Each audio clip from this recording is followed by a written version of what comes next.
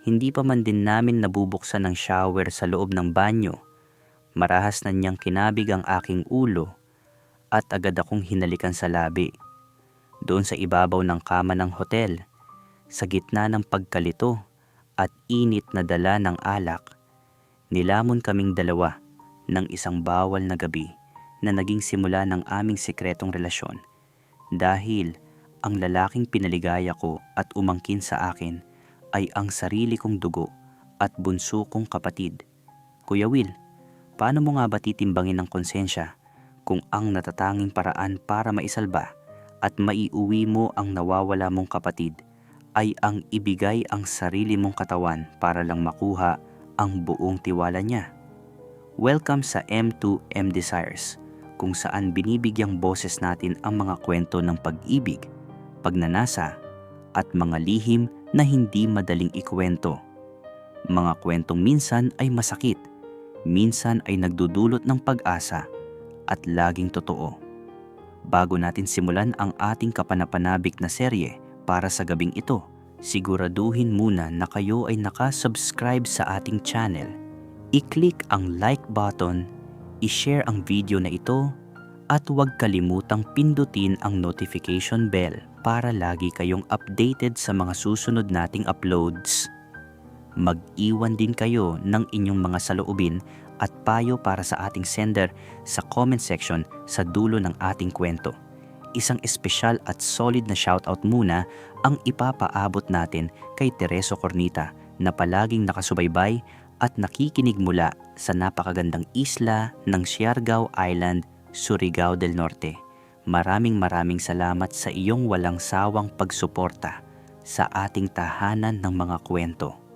Kaya naman, ihanda na ang inyong mga sarili, huminga ng malalim, at tara, pakinggan na natin ang kwento. Kuya Will, magandang oras sa'yo. Matagal na akong tagapakinig ng channel mo at aminado ako na naiinggit ako sa mga taong nabibigyan mo ng payo. Kaya ngayon, gusto ko rin sanang humingi ng payo mula sa iyo at sa mga taga-subaybay mo. Sa bawat payo at bawat salitang binibitawan mo, marami akong napupulot. Parang may kakaibang bigat at lalim na tumatama sa puso ko. Minsan nga, pakiramdam ko nakikinig ako sa isang sikat na tagapayo sa FM radio. Nakakatuwa isipin na kahit nandito ako ngayon sa Greenland, Europe, umaabot pa rin ang channel mo. Hindi naging madali ang nakaraan ko, Kuya Will. Marami itong liko at unos na dumaan. May mga pangyayaring minsan ay akala ko imposible ng maayos, pero kahit paano ay nalampasan ko rin. Sa mga nakikinig ngayon, sana po ay unawain ninyo ang kwento ko. Huwag ninyo sana akong husgahan. Kung maaari, sana ay mabigyan ninyo rin ako ng payo at mga salitang makapagpapalakas ng loob. Kuya Will, madalas kong tanungin ang sarili ko kung bakit sa akin nangyari ang mga bagay na para bang ako ang kailangang sumalo at magsalba sa mga problemang hindi naman ako ang gumawa. Marahil dahil lumaki ako sa isang sirang pamilya. Ako nga pala si Dominic. Ako ang panganay sa aming 3 magkakapatid. Ang sumunod sa akin ay ang kapatid kong babae na si Donna at ang bunso naman ay si Denden. Noong mga bata pa kami, madalas mag-away sina mama at papa. Nagsimula iyon sa sigawan hanggang sa umabot sa pisikalan. Para kaming nasa gitna ng bagyong walang tigil.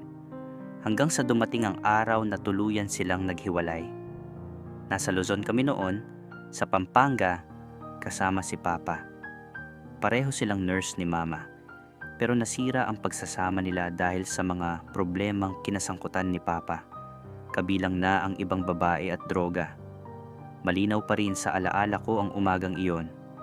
Pagkagising namin, dali-daling inimpake ni Mama ang mga gamit namin. Bit-bit niya kaming 3. Ako, si Donna, at si Denden. Wala kaming ganong naintindihan noon, pero ramdam namin na may malaking pagbabagong paparating. Iniuwi niya kami sa bayan niya, sa bahagi ng Balabac Island sa Palawan, isang lugar na malapit na rin sa Malaysia. Habang papalayo kami sa dating buhay namin, pakiramdam ko noon ay para kaming maliit na bangkang inanod ng alon. Hindi alam kung saan eksaktong dadalhin ng hangin. Doon nagsimula ang panibagong yugto ng buhay naming magkakapatid. Ngunit hindi namin alam na mas marami pa palang pagsubok ang naghihintay sa amin sa islang iyon. Kuya Will, bago pa man kami tuluyang makaalis noon, may isang eksenang hindi ko makalimutan, Kuya Will. Habang pababa kami ng bahay kasama si Mama, bigla na lang hinablot ni Papa ang bunso naming kapatid na si Denden. Hanggang ngayon, malinaw pa rin sa isip ko ang sinabi niya. Kung aalis ka, iwan mo sa akin ang bunso, sa iyo na ang dalawa. Iyon ang huling alaala ko bago kami tuluyang nagkahiwalay. Bata pa ako noon kaya wala akong nagawa kundi sumunod kay Mama. Pagdating namin sa Balabac, Palawan, ibang-iba ang buhay na bumungad sa amin. Maganda ang lugar, malinis, at karamihan sa mga tao roon ay Muslim. Doon kami lumaki ng kapatid kong si Donna at doon na rin namin nakilala ang kultura at pamumuhay ng mga tao sa isla. Doon kami nag-aral hanggang makatapos ng high school. Nang dumating ang panahon para mag-college, saka kami lumipat sa ibang bahagi ng Palawan para ipagpatuloy ang pag-aaral namin. Sa tulong ni Mama, na noon ay nagtatrabaho na sa Greenland, at sa walang sawang suporta ng lolo at lola namin sa panig ni Mama, nakapagtapos kami ng pag-aaral. Sila ang nagsilbing ilaw sa mga panahong madilim ang buhay namin. Ibinuhos nila sa amin ang pag-aaruga at pagmamahal na parang walang kulang kahit wala si Papa sa tabi namin. Kalaunan, naging pulis ako. Ang kapatid ko namang si Donna ay naging nurse. Pagkatapos niyang makatapos ng college, kinuha siya ni Mama papuntang Greenland. Noon kasi, head nurse na si Mama doon at gusto niyang mas mapalapit na muli ang pamilya namin sa isa't isa. Akala ko noon, Kuya Will, unti-unti nang tumatahimik ang buhay ko. Maayos ang trabaho ko bilang pulis at kontento na ako sa simpleng buhay sa Balabac. Pero isang araw, tumawag si Mama. Ramdam ko agad sa boses niya na may mabigat siyang gustong pag-usapan. Dom, anak, sabi niya, lagi kong napapanaginipan ang kapatid mong si Denden. Kumusta na kaya siya? Mula nang mawalay siya sa atin, wala na akong balita tungkol sa kanya. Sandali siyang tumahimik bago muling nagsalita. Anak, pwede ka bang pumunta sa Pampanga? Gusto kong gumawa tayo ng paraan para mahanap siya at makumbinsi na sumama sa atin. Gusto ko sana na buo na tayo ulit. Sa totoo lang, Kuya Will, umayaw agad ako. Mabigat ang trabaho ko at hindi ko nakikita kung paano ko maisisingit ang ganoong kalaking responsibilidad. Pero hindi sumuko si Mama. Halos araw-araw niya akong kinakausap at kinukumbinsi. Ramdam ko rin ang pananabik niya bilang isang ina na muling makita ang anak niyang matagal nang nawala sa piling niya. Sa huli, pumayag din ako. Sinabi ko kay Mama na kung maghahanap kami, kailangan sigurado ang impormasyon. Ayokong umasa kami sa mga balitang hindi naman pala totoo. Hindi na ako masyadong nakialam sa proseso dahil si Mama mismo ang kumontak sa mga kakilala niya sa Pampanga. Nagtanong-tanong siya at sinubukang alamin kung nasaan na si Denden. Halos isang buwan kaming hindi gaanong nagkausap. Naging abala si Mama sa paghahanap ng impormasyon. Para siyang taong matagal nang naghahanap ng nawawalang piraso ng puso niya at ayaw nang palampasin ang pagkakataong makita itong muli. Kuya Will, pagkaraan ng halos isang buwan, muling tumawag si Mama sa akin. Ramdam ko agad na mabigat ang balitang dala niya. Doon ko nalaman na matagal na palang patay si Papa. Mas masakit pa roon, Nalaman din namin ang kalagayan ng bunso naming kapatid na si Denden. Ayon sa mga nakalap na impormasyon ni Mama, matagal na raw umalis si Denden sa poder ng mga kamag-anak namin sa side ni Papa. Ayaw daw niyang makitira sa mga tiyahin namin at pinili niyang mamuhay ng mag-isa. May isang matandang tomboy daw na kumupkop sa kanya at doon siya pansamantalang nakikitira. Hanggang grade 6 lang din ang natapos niyang pag-aaral dahil kinailangan niyang magtrabaho para mabuhay. Nagtitinda raw siya ng buko sa maghapon. Kapag madaling araw naman, tumutulong siyang magbenta ng pandesal. Hindi ko maipaliwanag ang naramdaman ko nang marinig ko iyon, Kuya Will. Habang kami ni Donna ay nabigyan ng pagkakataong makapag-aral at magkaroon ng maayos na buhay, ang bunso naming kapatid ay parang napadpad sa isang bangkang walang kasamang sumagwan. Naawa ako sa kanya. Doon ako nagdesisyon na sundin ang hiling ni Mama. Nagpaalam ako sa trabaho ko at naghanda para bumiyahe papuntang Pampanga. Parang isang misyon ang plano namin noon. Ang unang bilin ni Mama sa akin ay puntahan ko muna ang ninong ni Denden sa binyag. Siya raw ang makakatulong sa akin para makahanap ng matutuluyan at makapagbigay ng mga impormasyon tungkol sa kapatid ko. Nang makarating ako sa Pampanga, pakiramdam ko ay isa akong estranghero sa lugar na minsan naming tinirhan. Wala na akong gaanong naaalala dahil bata pa ako nang umalis kami roon. Bit-bit ko lang ang address na ibinigay ni Mama at ilang personal na gamit. Nag-check-in muna ako sa isang hotel at nanatili roon ng 5 araw habang inaayos ko ang paghahanap. Ang una kong ginawa ay hanapin ang ninong ni Denden. May isa pang mahigpit na bilin si Mama sa akin. Wag na wag kang makikituloy o pupunta sa side ng papa mo.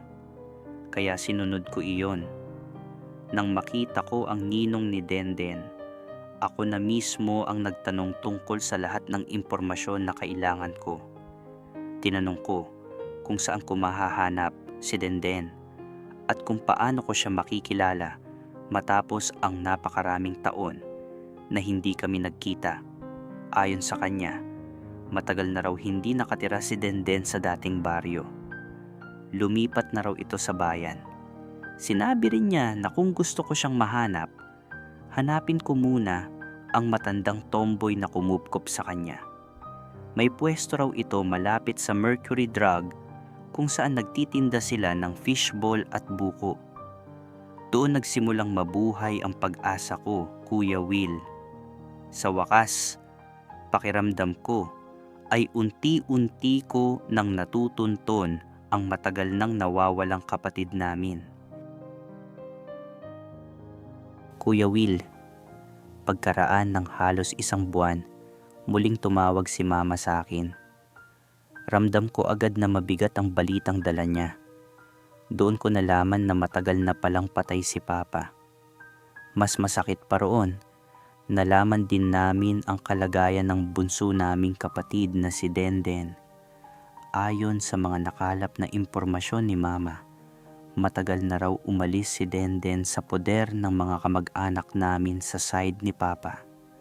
Ayaw daw niyang makitira sa mga tiyahin namin at pinili niyang mamuhay ng mag-isa. May isang matandang tomboy daw na kumupkop sa kanya at doon siya pansamantalang nakikitira. Hanggang grade 6 lang din ang natapos niyang pag-aaral dahil kinailangan niyang magtrabaho para mabuhay. Nagtitinda raw siya ng buko sa maghapon. Kapag madaling araw naman, tumutulong siyang magbenta ng pandesal. Hindi ko maipaliwanag ang naramdaman ko nang marinig ko iyon, Kuya Will. Habang kami ni Donna ay nabigyan ng pagkakataong makapag-aral at magkaroon ng maayos na buhay, ang bunso naming kapatid ay parang napadpad sa isang bangkang walang kasamang sumagwan. Naawa ako sa kanya.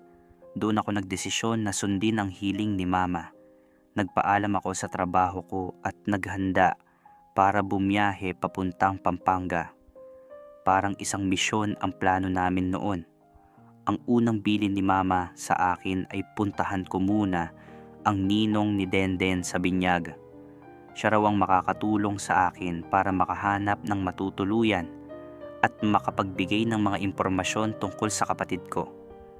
Nang makarating ako sa Pampanga, pakiramdam ko ay isa akong estranghero sa lugar na minsan naming tinirhan.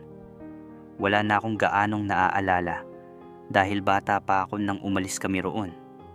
Bit-bit ko lang ang address na ibinigay ni Mama at ilang personal na gamit. Nag-check-in muna ako sa isang hotel at nanatili roon ng 5 araw habang inaayos ko ang paghahanap. Ang una kong ginawa ay hanapin ang ninong ni Denden. May isa pang mahigpit na bilin si Mama sa akin. Wag na wag kang makikituloy o pupunta sa side ng papa mo. Kaya sinunod ko iyon. Nang makita ko ang ninong ni Denden, ako na mismo ang nagtanong tungkol sa lahat ng impormasyon na kailangan ko. Tinanong ko kung saan ko mahahanap si Denden at kung paano ko siya makikilala matapos ang napakaraming taon na hindi kami nagkita. Ayon sa kanya, matagal na raw hindi nakatira si Denden sa dating baryo. Lumipat na raw ito sa bayan. Sinabi rin niya na kung gusto ko siyang mahanap, hanapin ko muna ang matandang tomboy na kumupkop sa kanya. May pwesto raw ito malapit sa Mercury Drug kung saan nagtitinda sila ng fishball at buko. Doon nagsimulang mabuhay ang pag-asa ko, Kuya Will. Sa wakas, pakiramdam ko ay unti-unti ko nang natutunton ang matagal nang nawawalang kapatid namin. Kuya Will, sa unang pagkakataon na magkaharap kami ng kapatid ko, gusto ko sana siyang yakapin. Pero sa bawat pagkakataong naiisip ko iyon, nauunahan ako ng kaba. Baka mahalata niya kung sino talaga ako. Baka magtanong siya kung bakit parang sobra ang pag-aalala ko sa kanya. Kaya itinago ko na lang ang lahat sa mga biro at simpleng kwentuhan. Nang maghiwalay na kami ng gabing iyon at makabalik ako sa hotel, may natanggap akong mensahe mula kay Denden. "Brod, gabi na. Ingat ka palagi. Sana maulit ang bonding natin. Ang kinis ng mukha mo. Mayaman ka siguro, no?" Napangiti ako nang mabasa ko iyon. Agad naman akong nag-reply. "Mas pogi ka kaysa sa akin. Kulang ka lang siguro sa pahinga." Mabilis din siyang sumagot.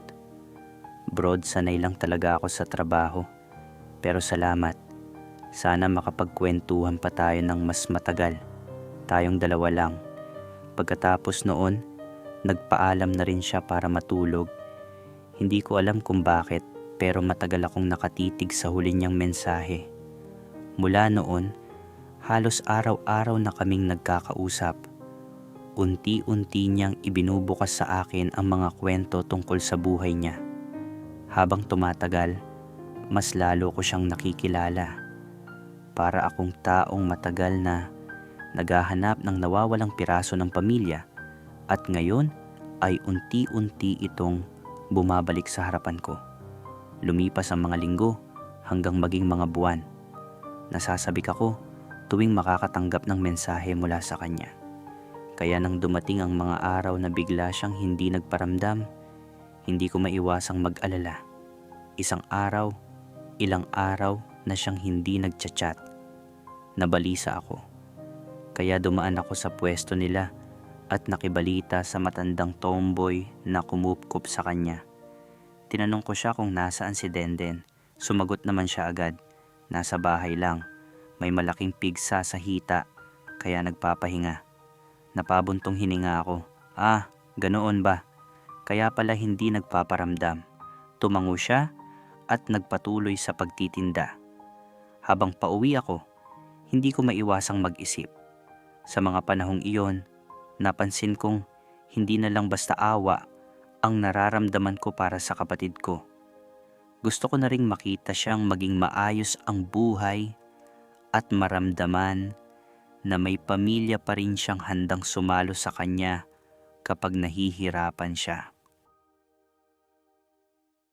Kuya Will, dahil alam kong araw-araw namang nasa pwesto niya sa bayan yung tomboy, sinamantala ko ang pagkakataon para puntahan si Denden sa mismong bahay nila.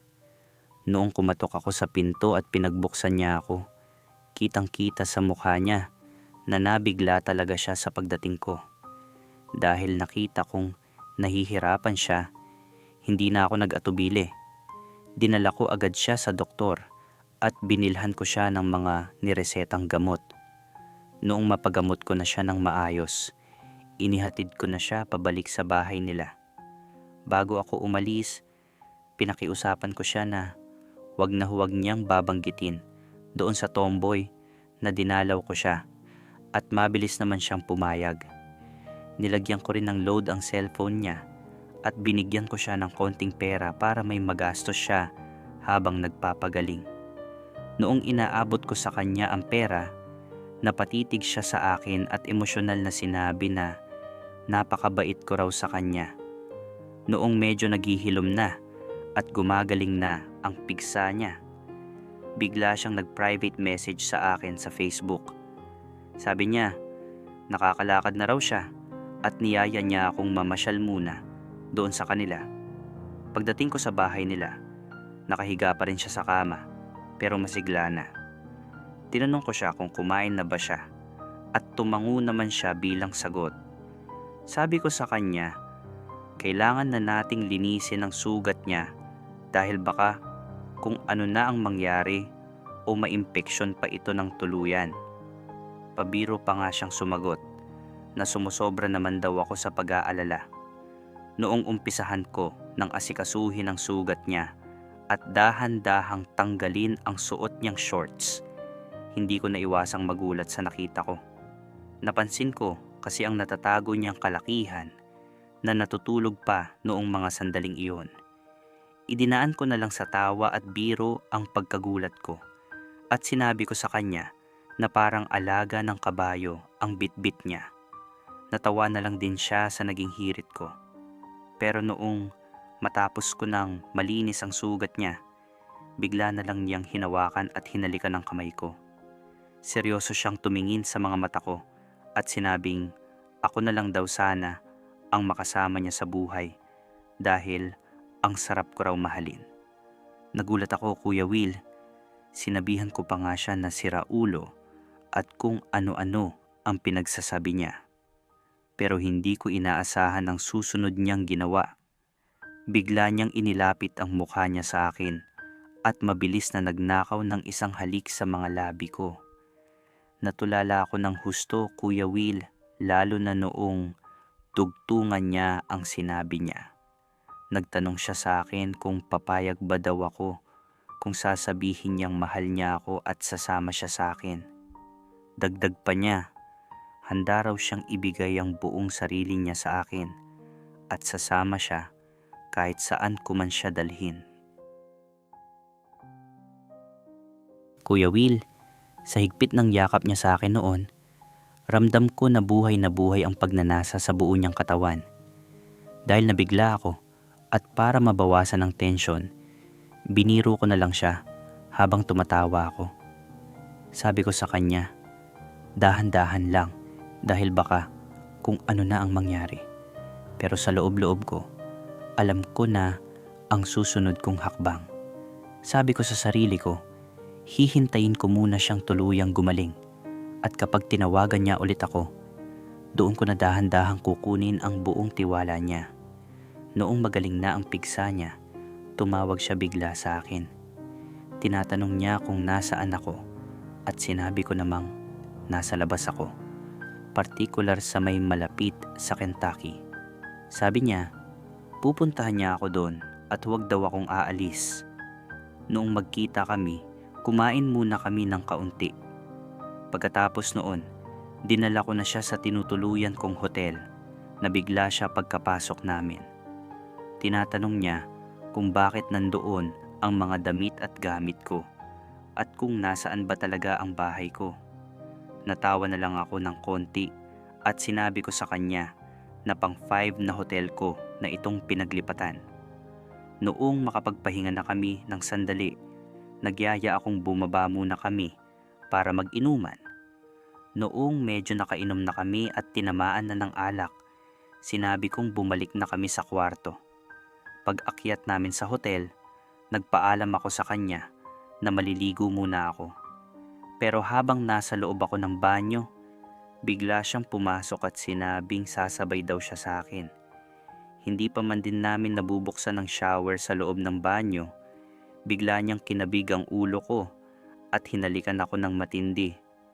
Kuya Will, pilit kong nilalabanan ng sarili ko noong sandaling iyon. Never pa ako nakipag-ugnayan sa kapwa ko lalaki sa buong buhay ko. At ang mas masakit pa, heto ang sarili kong kapatid ang nasa harapan ko. Pero dahil pareho kaming lito at dala na rin ng alak, hindi na namin napigilan ang daluyong ng emosyon. Doon sa ibabaw ng kama, nangyari ang hindi dapat nangyari. Nilamon kami ng init ng gabi na pareho naming hindi inaasahan. Noong humupa na ang lahat at medyo nahimasmasan na kami dahil sa tama ng alak, doon ko na sinamantala ang pagkakataon para magtanong. Kunwari ay wala akong alam. Tinanggap ko ang pagkakataon at tinanong ko siya kung nasaan ang mga magulang niya. Napatingin siya sa akin ng malalim, Kuya Will. Sabi niya, napakapait ng buhay niya. Sinabi niya sa akin na may 2 pa siyang kapatid, isang lalaki at isang babae. At ang nanay raw niya ay isang nurse. Mula noong kinuha siya ng papa niya mula sa mama niya, wala na siyang balita sa kanila. At hindi niya alam kung nasaan na ang mga ito ngayon.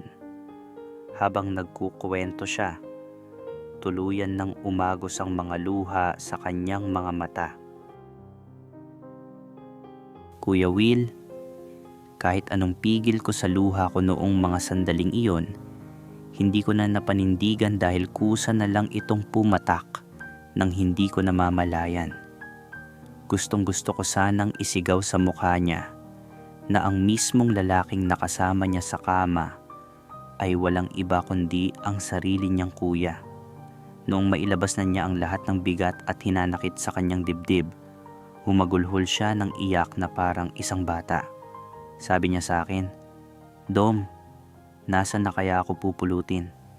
Saan ba ako tutungo? Saan ko hahanapin ang mga kapatid ko at ang mama ko? Pagod na ako sa buhay, Dom.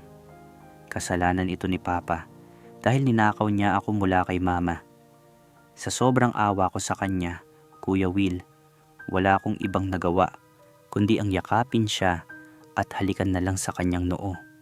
Pero bago ko pa mailayo ang mukha ko, bigla siyang gumanti ng halik ng diretso sa aking mga labi. Doon ay muli kaming tinangay ng malakas na agos ng pagnanasa at nasundan pa ng round 2 ang aming pagtatalik. Noong tuluyan na kaming natauhan mula sa bawal na kaligayahang iyon, nagpasya na ako na gumawa ng hakbang. Tinanong ko siya kung sasama ba siya sa akin kahit saan kami mapadpad. Mabilis naman siyang sumagot na oo raw. Kahit saan ay sasama siya sa akin. Kahit gawin ko pa raw siyang asawa sa harap ng lahat. Kuya Will, sinamantala ko na ang pambihirang pagkakataon na iyon. Kinabukasan din ay kumuha ako ng tiket at sabay kaming lumipad pauwi sa aming probinsya, doon sa isla ng Balabac. Noong makarating kami sa isla, namangha siya ng husto sa ganda ng lugar at agad ko siyang idiniretso sa aming tahanan. Lumipas ang ilang mga araw at doon na nag-umpisang mabuksan ang katotohanan. Nalaman niya ang totoo kong profile sa Facebook at ipinakita ko sa kanya ang mga lumang larawan ni na Papa at Mama. Kasama sa mga litratong iyon ang mga kuha noong mga paslit pa kami, kung saan magkakasama pa kaming 3 magkakapatid.